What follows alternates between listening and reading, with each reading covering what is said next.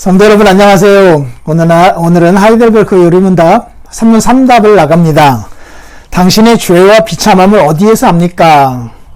일단 죄만을 말하지 아니하고 비참함을 같이 말하고 있다라고 하는 건 꼭 기억하셔야 됩니다. 이 둘은 짝이에요. 함께 갑니다. 죄는 지었지만 비참하지는 않다. 이런 건 없어요. 이런 건 없어요. 항상 죄와 비참함은 같이 간다라고 하는 것 꼭 기억하셔야 돼요. 우리 남편은 하나님 앞에서 하나님을 믿지 아니하는 죄인이지만 진짜 이 세상에서 가장 행복한 사람처럼 보인다. 그거 빼놓고는 부족한 게 하나도 이런 건 있을 수가 없어요. 그러니까 정말로 신앙 안에서 깊은 맛을 경험하고 나면 그 비참함이 더 커지는 거거든요. 아예 아무것도 못 먹을 때에는 못 먹어본 상태에서는 못 먹는 것에 대한 어떤 비참함 이런 것들이 안 느껴지다가도 뭔가 맛을 알고 먹어본 사람이 그것을 먹지 못하게 될 때에는 그 힘듦이 가중되듯이 은혜 가운데 살아가 본 사람들은 이 비참함을 더 실제적으로 느끼게 돼요. 어쨌든 간에 없는 게 아니라 못 느끼는 거예요. 그 죄와 비참함은 함께 간다라고 하는 것을 기억하면서 그것을 어디에서 아느냐라는 질문을 던집니다. 생각해보세요. 나의 죄와 나의 비참함을 어디에서 하는가? 나한테서 보는 거다라고 대답하면 되잖아요.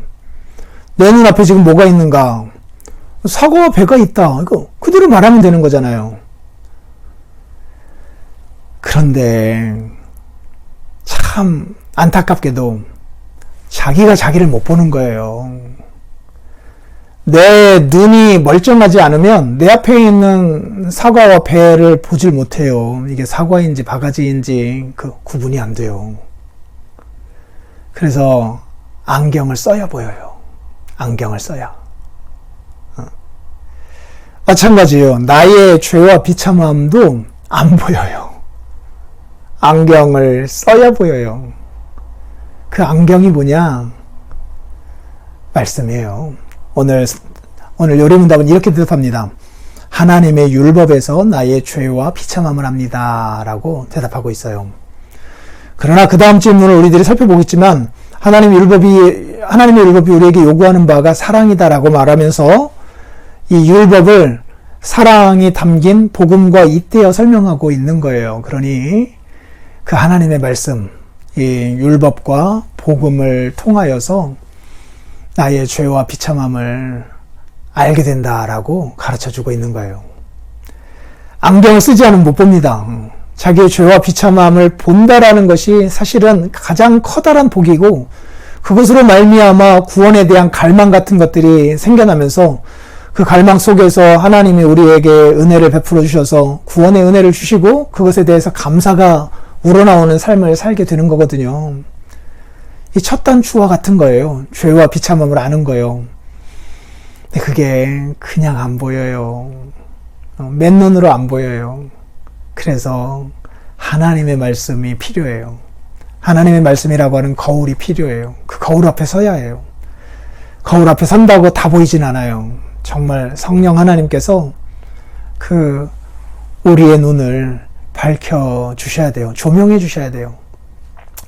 중요한 것은 하나님의 말씀, 율법과 복음이 우리의 죄와 비참함을 보게 해준다라고 하는 것 꼭 기억을 하고 살아가자고요. 내가 나를 가장 잘하는 것 같지만 그렇지 않습니다. 그렇지 않아요. 어쩌면 내가 나를 가장 모를 수도 있어요.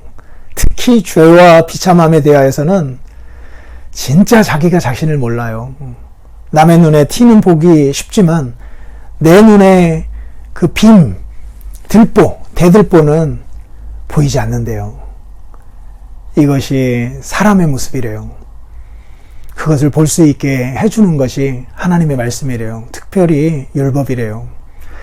그래서 율법과 관련된 이 성경들을 쭉 읽어가고 그 율법의 참 뜻이 무엇인가를 우리에게 가르쳐 주었던 복음을 쭉 읽고 듣고 해나가면서 우리 자신을 보아가는 거예요.